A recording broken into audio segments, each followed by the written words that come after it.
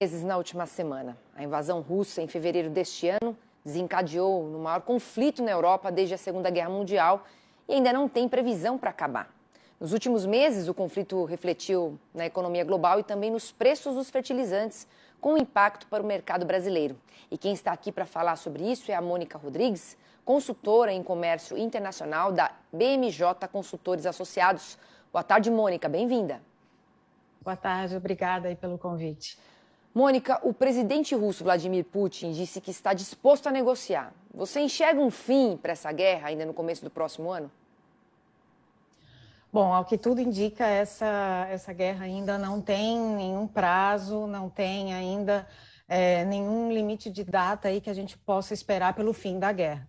Claro que esse é um cenário que ele pode, claro, mudar, mas até o ministro da Defesa da Turquia, que é um país mediador, olhou esse cenário, né, esse panorama, e ele mesmo comentou que é uma guerra que não tem prazo para terminar. Apesar de, claro, né, como você também comentou, houve aí uma sinalização, né, de que poderia haver um fim da guerra. Putin comentou que queria, né, Vladimir Putin, que é o presidente da Rússia, comentou que gostaria do fim da guerra e que haveria aí a necessidade de uma saída diplomática. E isso tudo vem em decorrência do movimento que o presidente da Ucrânia, o Zelensky, fez na visita aos Estados Unidos. Ele foi recebido pelo presidente americano, por Joe Biden, e foi muito bem recebido, ele discursou, foi muito aplaudido lá nos Estados Unidos, e o presidente americano sinalizou aí com uma ajuda militar, uma ajuda de mais de $1 milhão para a Ucrânia. Então, o que a gente vê hoje é, de um lado, a Ucrânia falando que essa movimentação da Rússia pode ser mais uma manobra, né, para poder ganhar tempo, enfim, diante até das derrotas, né, que a Rússia vem sofrendo por conta dos territórios que ele não consegue, né, que a Rússia não está conseguindo dominar como gostaria.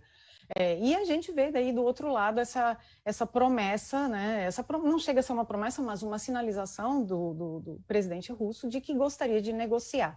Acontece que essas negociações, elas não são muito levadas a sério, porque ele mesmo não impõe essa seriedade, até porque não respeitou o feriado natalino, bombardeou outras cidades, houve uma quantidade de mortos bastante expressiva. Então, isso vai meio que encontra esse discurso que ele apresenta de uma possível finalização da guerra, né? Muito pelo contrário, o que se acredita, e alguns especialistas que eu andei escutando também em jornais internacionais falaram muito sobre esse posicionamento contraditório aí do Vladimir Putin e as consequências, né, para um possível alargamento e alongamento, eu diria, dessa guerra em 2023.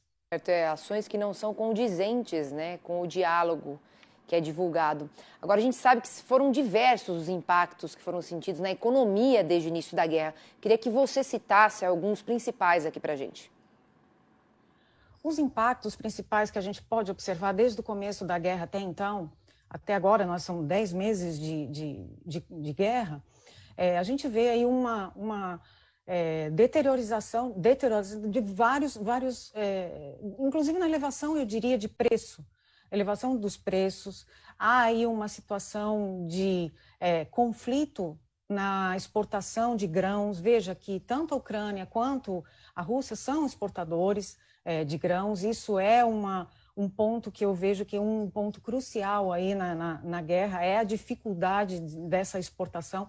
A Ucrânia, ela é responsável, por exemplo, você está aqui 12% da produção de trigo, de milho também vem de lá, então são vários grãos que são afetados nas suas exportações. Isso aconteceu porque a Ucrânia estava impedida de poder fazer essa exportação.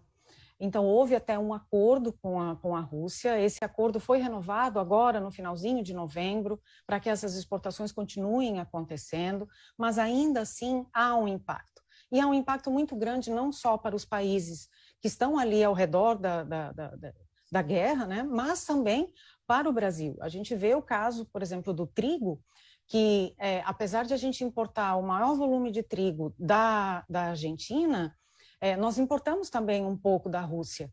E o que acontece com os preços? Como há essa instabilidade, essa possível incerteza na produção e no escoamento dessa produção de trigo russo, os preços eles aumentam. Mas acontece que a gente importa da Argentina e não da Rússia, mas é uma commodity, então ela é negociada em mercados internacionais. Então o preço do trigo, por exemplo, ele é puxado para cima. Então, outros impactos da guerra são um impacto que eu gosto muito de citar e que é muito preocupante, é o impacto social. A gente viu que mais de 5 milhões de pessoas deixaram a Ucrânia em função da guerra e se alocaram em países vizinhos. Polônia recebeu muitos refugiados, a Alemanha, a própria Itália.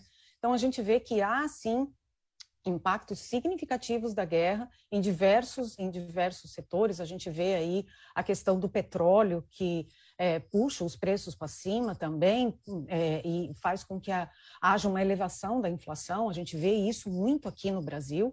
Então, os impactos eles são muito sentidos e eles vão continuar sendo sentidos em 2023, até porque nós estamos ainda num cenário de pandemia / pós-pandemia, se a gente pode chamar assim. Claro que agora a gente já tem uma nova onda surgindo na China, a gente não sabe como é que vai ser o impacto disso para o resto do mundo, mas a gente vê que é um cenário bastante delicado em função já da delicadeza que a gente tinha aí em vários mercados em função da pandemia.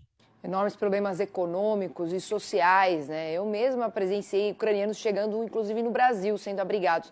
Quero agradecer muito, viu, Mônica, a sua participação aqui hoje no Mercado e Companhia. E aproveito para te desejar um bom 2023, torcendo para que essa guerra acabe logo, de fato. Obrigada. Obrigada também. Boa tarde.